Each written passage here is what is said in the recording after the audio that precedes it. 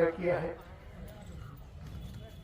اور انہوں نے اپنی طرف سے مجھے ایک ذمہ دار بنا کر یہاں کھڑا کیا کہ ہماری طرف سے، گھر کی طرف سے، خاندان کی طرف سے آپ جو بولیں گے میں اس کے لیے ان کا شکر گزار ہوں۔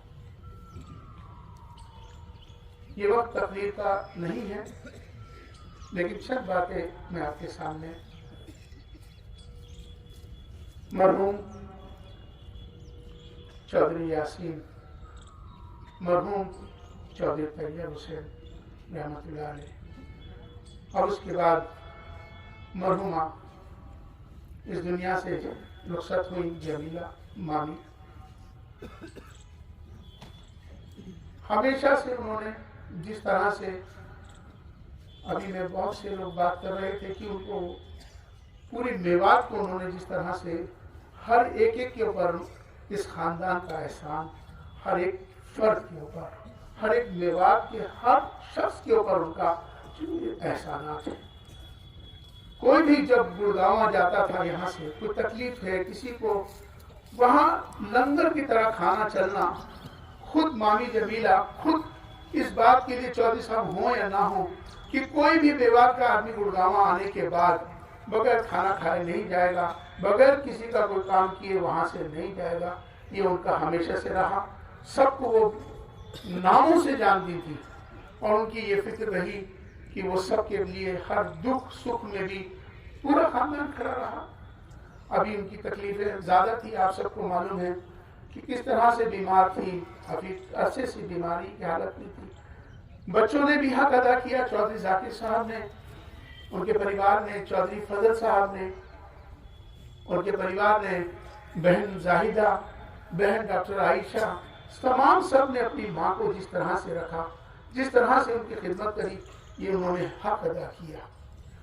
ماں باپ جیون میں دوبارہ نہیں ملا کرتے ہیں، ہر چیز مل جاتی ہے، ماں اور باپ دوبارہ نہیں ملا کرتے ہیں۔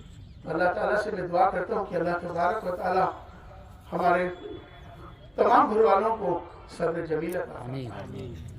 اور دو چیزیں بس کہہ کے اپنی ختم کروں گا، چونکہ مفتی زاہد صاحب آپ کے سامنے بات رکھیں گے۔ میں ایک بات کہنا چاہتا ہوں، بنیادی بات یہ ہے کہ معاف کرنا، معاف ایک بہت بڑی عبادت ہے۔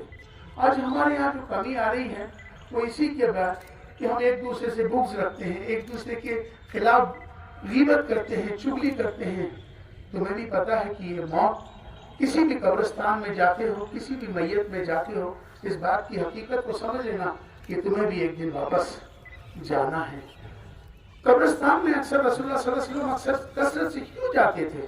صرف اسی وجہ سے جاتے تھے کہ عبرت ہے کہ تمہیں بھی واپس یہی آنا ہے، ہمارا اپنی جگہ ہے، تو اس بات کو مت بھولو۔ ہم ہاتھ اٹھا کے دعائیں مانگتے ہیں، میں دیکھتا ہوں مسجدوں میں، اللہ سے تو کہ اللہ مجھے معاف کر دے، اے اللہ مجھے معاف کر دے۔ معاف مانگنا چاہیے، بہت اچھی بات ہے، لیکن اس ایسے معافی نہیں ہوتی ہے۔ تم تو کسی کو معاف کرتے نہیں، تم نے طے کر رکھا ہے میرے اس کے لیے بغض، میں اس سے بدلہ لے کے رکھوں گا، میں اسے چھوڑوں گا نہیں، میں اسے تکلیف دوں گا۔ معاف نہیں کرتے ہو آپ لوگ، اور اللہ سے دعا کرتے ہو کہ مجھے معاف کر دے۔ اللہ تمہیں کبھی معاف نہیں کر سکتا، یہ قانون ہے۔ تمہیں معافی نہیں مل سکتی جب تک تم دوسروں کو معاف نہیں کرو گے۔ پہلے تم دوسروں کو معاف کرو۔ دعا مانگنے کا طریقہ یہ نہیں کہ اللہ مجھے معاف کر دے، ایسا نہیں ہے طریقہ۔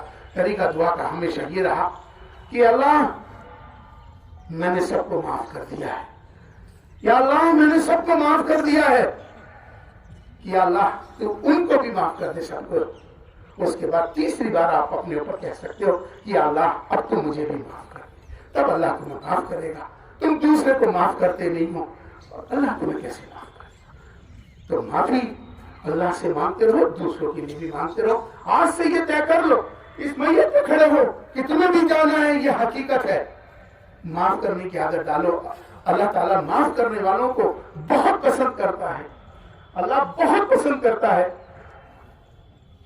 تو اس لیے بھائی آج میں بہت لمبی بات نہیں کہوں گا۔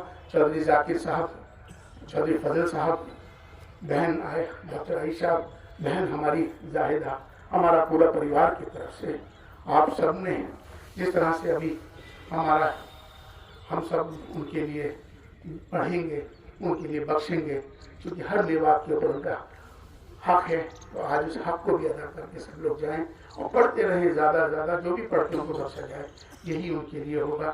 بہت بہت شکریہ، وآخر دعوانا ان الحمدللہ رب العالمین۔ بھروسے کا یوٹیوب چینل اور سچی خبریں دیکھنے کے لیے ہمارے خبر حق ٹی وی کو سبسکرائب، لائک اور شیئر ضرور کریں، اور ہاں، سب سے پہلے خبریں پانے کے لیے بیل آئیکن دبانا بالکل بھی نہ بھولیں۔